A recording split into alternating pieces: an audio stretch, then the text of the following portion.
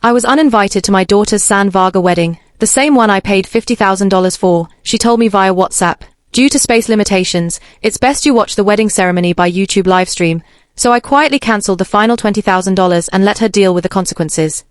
My name is Hannah Olive, I am 62 years old, a widow, and for most of my life my identity was simple: mother first, woman second, everything else last. I raised 3 children after their father died suddenly, Kelly my first daughter, Anna my second, and Collins my only son. I worked, saved, skipped joy, postponed rest, and told myself it was temporary, that one day I would be rewarded with love, respect, and presence. That belief lasted until a single WhatsApp message shattered it. The message came from Anna on a quiet Tuesday morning, not a call, not even a voice note, just text, polite and cold. She wrote that due to space limitations at her destination wedding in San Vaga, they had decided it would be best if I watched the ceremony via YouTube livestream instead.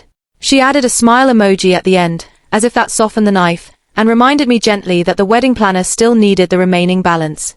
I sat there staring at my phone, remembering the $50,000 I had already paid toward this wedding, the dress, the venue, the planning fees, the things she called small details but never once called appreciation. I didn't cry immediately, that came later. First there was shock, the kind that makes your chest feel hollow. I reread the message over and over, looking for a sentence that said it was a joke, or temporary, or a mistake. There was none. I thought about the nights I stayed awake when Anna had asthma attacks as a child, the tuition I paid when Kelly changed majors twice, the down payment I gave Collins when he wanted to find himself. I realized in that moment that I was no longer a mother to them, I was an account. That same day, without announcing it, without drama, I cancelled the $20,000 wire transfer I had scheduled for the following week. It was meant to complete the wedding payment, bringing my total contribution to $70,000. The confirmation email felt heavier than money. It felt like reclaiming a piece of myself. I didn't text Anna, I didn't explain, I didn't threaten, I simply went silent. The silence didn't last long. Anna called first, then Kelly, then Anna again, messages stacking up, missed calls, voice notes filled with panic disguised as concern. By the third day, Collins showed up at my house unannounced. He stood in my living room like a judge, arms crossed, voice low and disappointed. He said Anna was stressed, that weddings were emotional, that I shouldn't take things personally, that I was being selfish after everything she was dealing with. I looked at my son and felt something break that could not be repaired. I told Collins calmly that I was done being guilt, that love should not require humiliation, and that if he came to my house again to defend disrespect, he would not be welcome. He laughed nervously, thinking I was bluffing, but I walked to the door and opened it. He left without apologizing, and that was the last time he crossed my threshold. A week later, Anna sent another message, longer this time, less confident. She admitted the venue deposit was lost, non-refundable, and the event planner was threatening legal action if the balance wasn't paid. She said if I didn't send the money, the wedding might be cancelled entirely. Then came the twist. She said she could make room for me at the ceremony, but only after the funds were transferred. Not because she wanted me there, but because she needed me useful again. I didn't respond. For the first time in my life, I chose silence over sacrifice. And in that silence, I saw everything clearly. A few days later, Mia, Anna's best friend, came to my home. She looked uncomfortable, like someone sent to negotiate with a wall. She explained that Anna was desperate, that the wedding was falling apart, that vendors were pulling out, that maybe if Anna apologized it could fix things. I listened patiently, poured her tea, and told her gently that apologies offered under pressure are not apologies, and love that appears only after boundaries are enforced is not love, it is fear of consequences. Mia left quietly, and with her went the last excuse I had been holding on to. The wedding never happened the way Anna planned. Without my money, the luxury venue cancelled, the planner sued for breach of contract, and several vendors posted public reviews warning others about unpaid balances. Anna's social circle, the same people she wanted to impress, began whispering. Kelly, who had co-signed for some expenses, took a financial hit and had to explain to her partner why her credit score suddenly dropped. Collins, who had loudly supported Anna's choices, found himself asked for money next, and realized too late that loyalty was only expected upward, never returned. Anna eventually married in a small backyard ceremony, borrowed chairs, borrowed decorations, borrowed dignity. I did not attend, and for the first time, I did not feel guilty. She sent me photos afterward, hoping for a reaction, but I responded with nothing more than a simple "I wish you peace." The real revenge wasn't loud, it wasn't cruel, it was quiet and permanent.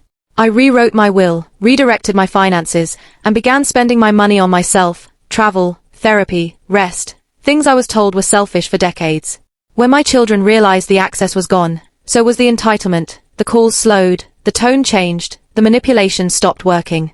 I am still Hannah Olive, still a mother, but no longer a martyr. I learned that heartbreak doesn't always come from enemies, sometimes it comes from the people you starved yourself to feed.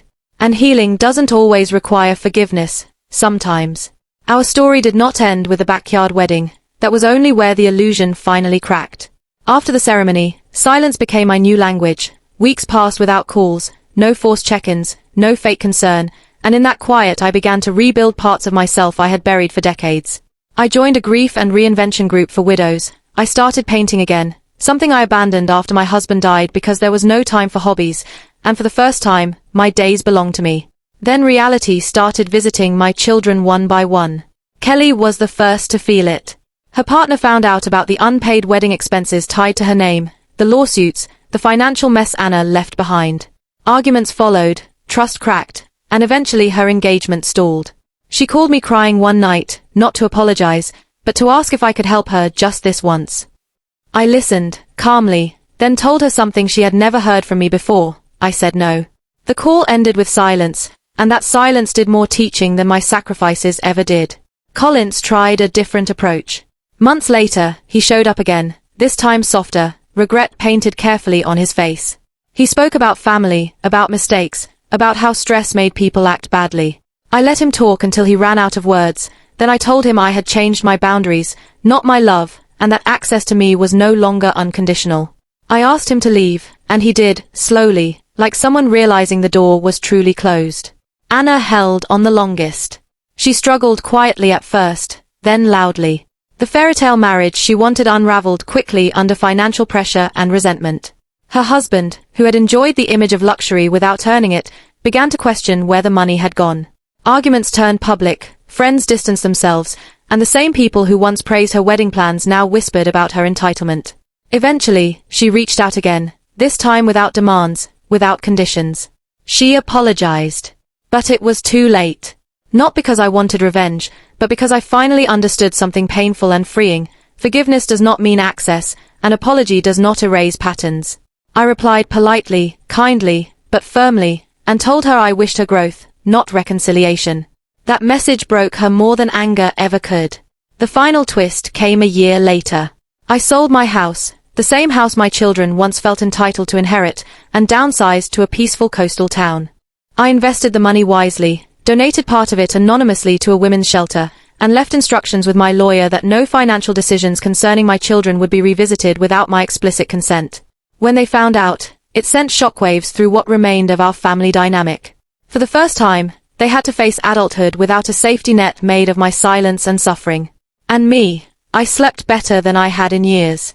I no longer measured my worth by how much pain I could endure for love. I stopped chasing validation from people who only saw my value when my wallet was open. I learned that being a mother does not mean being disposable, and sacrifice without respect is not love, it is slow self-destruction. This is not a story about hatred, it is a story about awakening. About a woman who finally chose herself after a lifetime of choosing everyone else. My name is Hannah Olive, and I didn't lose my children that day. I lost the version of myself that believed love had to hurt to be real. Sometimes the strongest thing to do is when you stop explaining, stop rescuing, stop paying, and walk away with your dignity intact. Please like, share and subscribe for more stories. Thank you.